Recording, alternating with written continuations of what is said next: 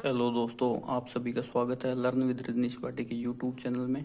आज अपने बात करेंगे डीवी रिलेटिव मतलब डॉक्यूमेंट के बारे में, और डीवी से रिलेटिव जो भी आपके जो डाउट आ रहे थे, क्वेश्चन आ रहे थे, उन सभी क्वेश्चनों पर एक ही वीडियो में बात कर लेंगे। ठीक है। आज अपने कौन कौन से क्वेश्चन पर बात करने मतलब एक तो ये क्वेश्चन पर बात करेंगे कि डीवी का सेट अपने कैसे तैयार करना है। ठीक है, डीवी का सेट तैयार करने में ये बात मेन है। और डीवी के कितने सेट आपको लेके जाने हैं, एंट्री टाइम वहाँ पर क्या है डीवी में, और जाति और मूल से रिलेटिव जो भी आपको स्टाम्प वगैरह बनाने हैं वो किस हिसाब से बनाने हैं, उसकी प्रोसेस वगैरह क्या है, और क्या कमी होने पर वो बनाने हैं, इसके बारे में। और स्क्रूटनी फॉर्म पर किसके हस्ताक्षर करवाने हैं और कहाँ पर करवाने हैं, ये मैं आपको पूरा फॉर्म में फिल करके और सेट बना के दिखाऊंगा, एक एक पेज दिखाऊंगा। तो आप इस वीडियो में बने रहें। और हेल्थ सर्टिफिकेट के बारे में बहुत से कमेंट आ रहे हैं कि हेल्थ सर्टिफिकेट बनवाना है कि नहीं बनवाना, इसके बारे में। और जो भी आपके बारे में माइनर मिस्टेक हो रही है तो उसके बारे में अपने क्या कर सकते हैं, इसके बारे में। और स्टाम्प के बारे में कि आप स्टाम्प कहाँ से लेके जाएं या स्टाम्प कैसे करें, नोटरी करवानी है कि नहीं करवानी, इसके बारे में कंप्लीट आज अपनी जानकारी प्राप्त करेंगे। तो आप इस वीडियो में बने रहें। टीवी से रिलेटिव जो भी अपडेट है, जो आपके डाउट क्लियर है, जो कि एक ही वीडियो में आपके सभी डाउट क्लियर हो जाएंगे, ऐसी मैं आशा करता हूँ।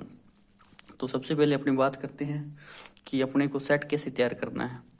तो ये अपने देखते हैं कि सेट अपने को कैसे तैयार करना है और कौन कौन से डॉक्यूमेंट चाहिए। मैं आपको ओरिजिनल सेट के बारे में तैयार करके बता रहा हूँ, जिसमें कि ओरिजिनल डॉक्यूमेंट ऐड किए हैं। इसके बारे में सबसे पहले अपने डॉक्यूमेंट लगाना है। जो डीवी का अपने को एडमिट कार्ड आया है वो एडमिट कार्ड लगाना है, जो कि मेरे पास अभी तक नहीं है, ना मैंने निकलवाया नहीं है, तो मैंने अभी तक लगाया नहीं है, ये देख सकते हो।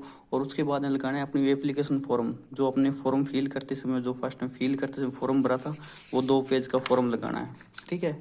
और इस फॉर्म पर लास्ट पेज पर अपने साइन कर सकते हो आप, और स्टेटेड कर लेना। ठीक है। और उसके बाद में बात करते हैं कि ये 100 रुपये की रिसीट वाला आपको पेज हो जाएगा, ये लगाना है। और इसके बाद में बाकी पेज है जो कि स्क्रूटनी फॉर्म की है। ठीक है। तो स्क्रूटनी फॉर्म के फॉर्म लगा लेने हैं। और इस पर आपको क्या करना है, पूछ रहे थे कि हाँ इस पेज पर आपको साइन करवाने हैं कि नहीं करवाने। स्क्रूटनी फॉर्म की ये पेज देख लो, इस पेज पर वही बंदा साइन करवाए, योग्यता है 10वीं पास, वो चल रही है तो ही करवाई, नहीं तो इस पर कुछ नहीं करवाना अपने को, क्योंकि सभी 10वीं पास है तो किसी भी भाई को कुछ नहीं करवाना। और फिर बात करते हैं अपने गजेटेड ऑफिसर के साइन की। तो लास्ट पेज है जो अटेस्टेशन फाइल, ये अपने अटेस्टेशन फॉर्म फिल किया, ये आ जाएगा वो, इस पर रंगीन फोटो लगा लेनी है आपको।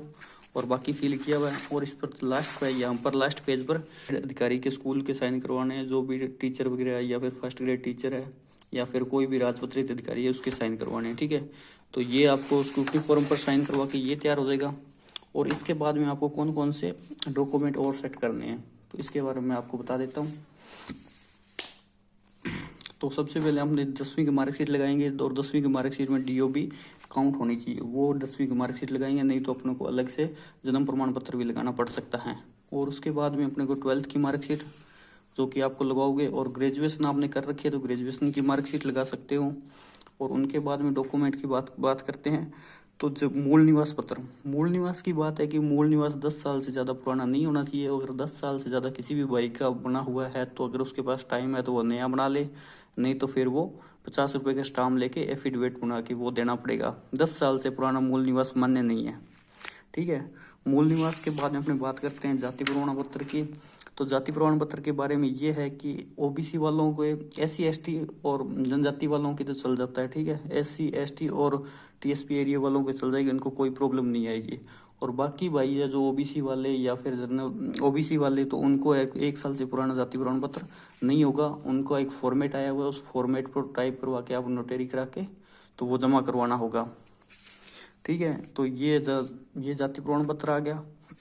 जाति प्रमाण पत्र के बाद में अपने बात करते हैं अविवाहित वाला स्टाम्प पत्र। अविवाहित वाला स्टाम्प लगा रखा है, ये लगेगा।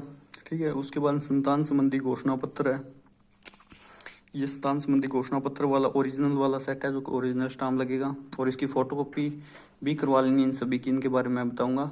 और ये उसके बाद में 2 है चरित्र, जो अपने चरित्र प्रमाण पत्र है, जो अपने गजेटेड ऑफिसर से करवाए हैं, चरित्र प्रमाण पत्र लगाने हैं।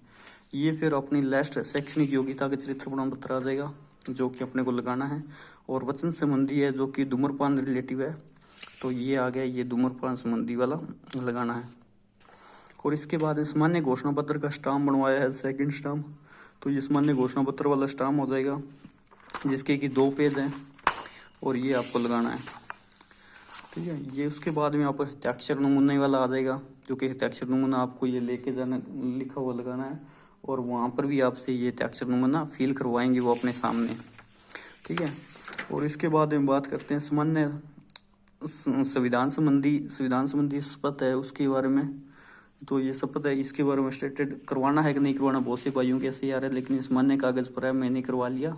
और आपका पहले करवाया हुआ तो ठीक है, ना करवाया हुआ तो भी चल जाएगा, कोई प्रॉब्लम नहीं इसमें। ठीक है। फिर अपने बात करते हैं, और जिन भाई बहनों का गैर अनुसूचित क्षेत्र और अनुसूचित क्षेत्र दोनों से सिलेक्शन होगा, मतलब कि टीएसपी और नॉन टीएसपी दोनों सूची में उसका नाम आया हुआ है, तो उनको ये बनाना है, नहीं तो नहीं बनाना। ये मेरा पहले का बनाया हुआ है तो मैंने दिखा दिया टीएसपी वालों के लिए, लेकिन ये नहीं लगाना अपने को। और फिर आधार कार्ड आ जाएगी आपकी आईडी, और आधार कार्ड के बाद में एक्सटेंशन फॉर्म जो फिल किया है वो मेन और एक्सटेंशन फॉर्म आ जाएगा।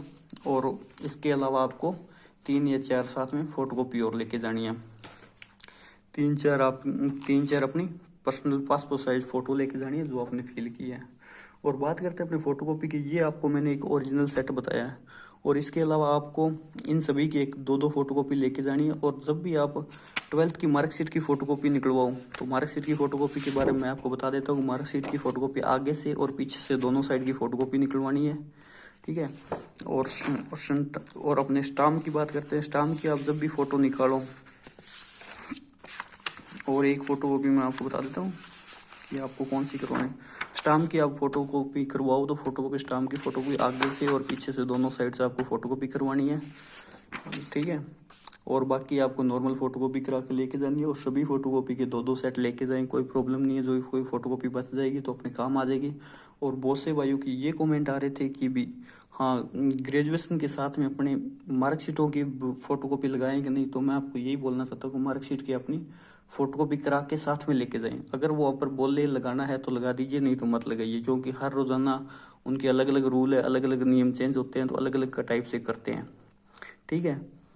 तो इसके बाद हमने सेट तैयार करना सीख लिया कि सेट कैसे तैयार करना है। और सेट के बारे में मैं बताता हूँ, डीवी की चेकलिस्ट के हिसाब से जो सेट करके मैंने आपको बताया है, जो कि मैंने आपको ओरिजिनल डॉक्यूमेंट का सेट बताया है। ठीक है।